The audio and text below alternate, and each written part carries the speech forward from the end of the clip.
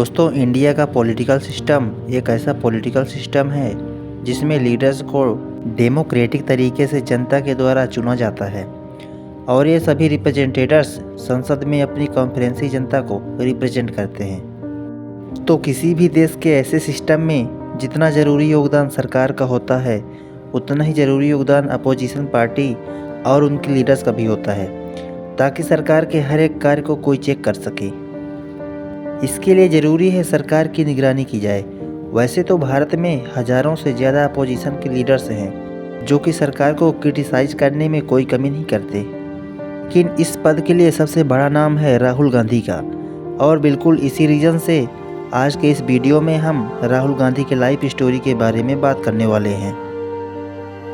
दोस्तों, Indian politician Rahul Gandhi का जन्म 19 जून 1970 को भारत की राजधानी दिल्ली में देश की सबसे फेमस रिचेस्ट पॉलिटिकल फैमिली में हुआ था।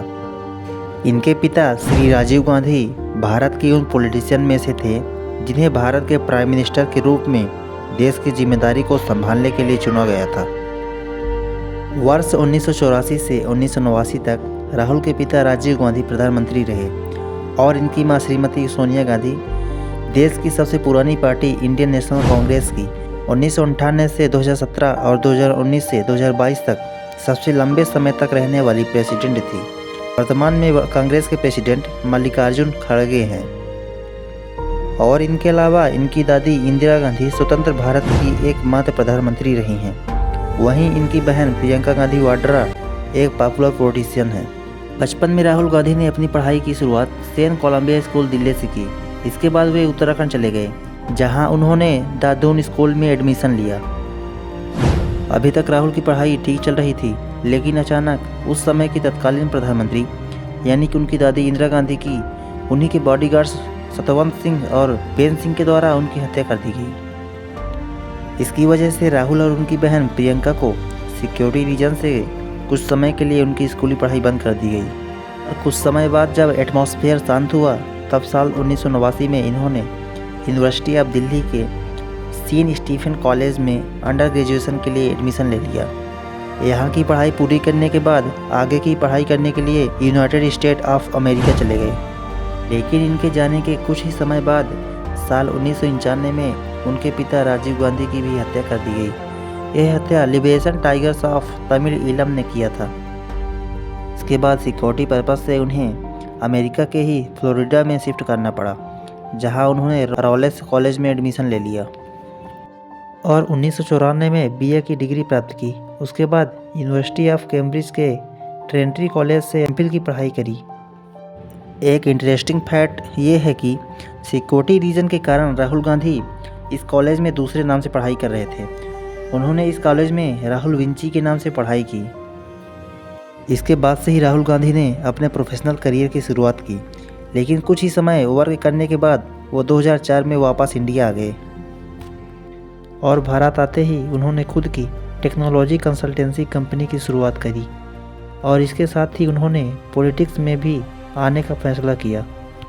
और उसी साल लोकसभा का इलेक्शन भी होना था, जिसका लाभ उठाते हुए उन्होंने अमेठी के लोकसभा कंस्टिट्यूंसी से चुनाव लड़ने की घोषणा की। अपने बैकग्राउंड के दम पर 1 लाख वोटों से जीत गए।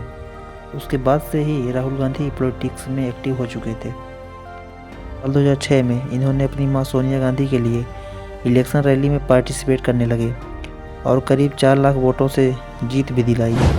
जैसे साल 2007 तक ये कांग्रेस पार्टी और उसके कैंपेन प्रोमिनेंट फिगर बन चुके थे और उनकी इसी प्रस्तुति को देखते हुए 24 सितंबर 2007 को इन्हें ऑल इंडिया कांग्रेस के कमेटी के जनरल सेक्रेटरी के रूप में चुना गया। और ना ही कांग्रेस कमेटी बल्कि NSUI यानी कि national student union of India की जिम्मेदारी भी दी गई। और इन्हीं जिम्मेदारियों को संभालते ही इन्होंने कांग्रेस के साथ युवाओं को जोड़ने का काम किया और केवल कुछ ही समय में पहले की तुलना में इन्होंने 10 गुना युवाओं को अपने साथ जोड़ा। उसके बाद साल 2009 के जनरल इलेक्शन में इन्होंने अपनी अमेठी की सीट रिटेन कर ली। रिटेन करने के साथ इस बार वोट का अंतराल 1 लाख नहीं बल्कि 3,70,000 था। और इस बार के जनरल इलेक्शन में कांग्रेस ने यूपी के 80 में से 21 सीट पर जीत दर्ज की, जिसका पूरा योगदान राहुल गांधी को जाता है।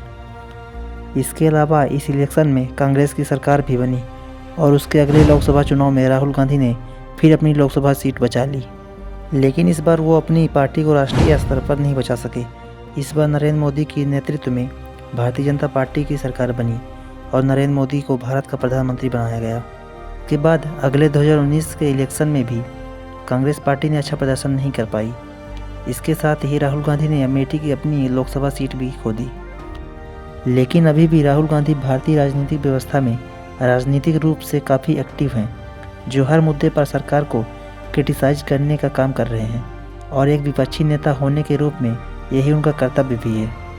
और इसीलिए उन्होंने भारत जोड़ो यात्रा के रूप में एक ऐतिहासिक कार्य कर रहे हैं। भारत जोड़ो यात्रा कांग्रेस द्वारा शुरू किया गया एक जन आंदोलन है जो 7 सितंबर 2022 को कन्याकुमारी से शुरू होकर श्रीनगर तक रहेगा। यह यात्रा 3570 किलोमीटर लंबी 150 दिवसीय नॉन स्टॉप पैदल यात्रा है। ऐसी ही मोटिवेशनल वीडियो देखने के लिए हमारे चैनल को सब्सक्राइब करें और इन सभी स्टोरीज़ को दूसरों तक पहुंचाने के लिए शेयर करें।